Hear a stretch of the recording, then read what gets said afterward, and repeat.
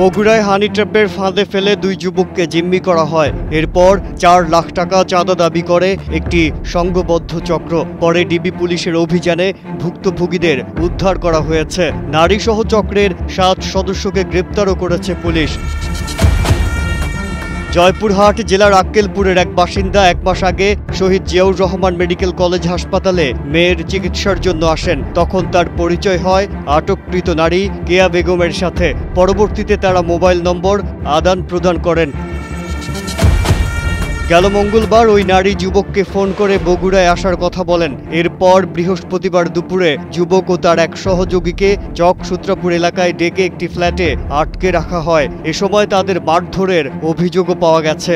তাদের কাছে থাকা টাকা ও মোবাইল কেড়ে নিয়ে উলঙ্গ করে ভিডিও ধারণ করে ৪ লাখ টাকা মুক্তিপণ দাবি করে চক্রের সদস্যরা। মোনালিসা হেভি ফ্লো 15 পিস প্যাকেটের সাথে ৮ পিসের একটি প্যাকেট একদম ফ্রি।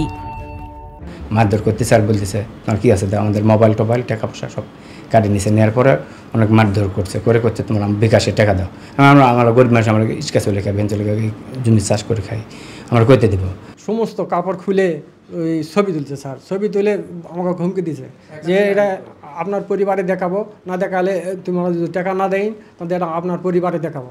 এইভাবে অনেক হুমকি দিছে স্যার। তখন ওই ভাইয়ের যখন চাকুতে পাও তুলে দিছে, তখন জোরে সিগারেট উঠেছে, তখন মিথ্যা না, পর 2 মিনিট পরই সারের আছে। পরিবারের অভিযোগের ভিত্তিতে ডিবি পুলিশ রাতে অভিযান চালিয়ে জিম্মি 2 যুবককে উদ্ধার করে। এ সময় নারীসহ 7 জনকে গ্রেপ্তার করা হয়। তারা হলো মহসিন কাজী সিজান, ওমর সরকার, কেয়া বেগম, আফসানা মিমি, কামরুন নাহার, এনামুল হোসেন ও ওমর ফারুক।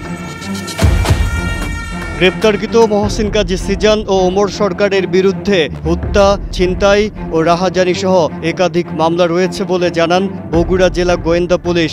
আসলে হানি ট্র্যাপ, যে মেয়েগুলো হানি ট্র্যাপের সাথে জড়িত, তারা অত্যন্ত সুকৌশলে তারা মানুষের মনে বিশ্বাস স্থাপন করে। বিভিন্ন সহজ সরল ব্যক্তি যারা আছেন, বিভিন্ন ব্যবসায়ী বা বিভিন্ন চাকরিজীবী, এদেরকে সহজ সরলভাবে তাদের মনে বিশ্বাস স্থাপন করে তাদেরকে সুকৌশলে তাদের ফ্ল্যাটে ডেকে নিয়ে যায় এবং সেখানে নিয়ে যাওয়ার পরে তাদের সহযোগী আরও অন্য কিছু ছেলে থাকে, নেওয়ার পরে তাদেরকে সহ ওখানে আটক করে ওই ছেলেদের সহায়তায় আটক করে তখন তাদের কাছে মুক্তিপণ দাবি করে। আমরা বেশ কয়েকটি মামলা ডিটেক্ট করছি এবং আমাদের এই ধরনের অভিযান আমাদের অব্যাহত থাকবে।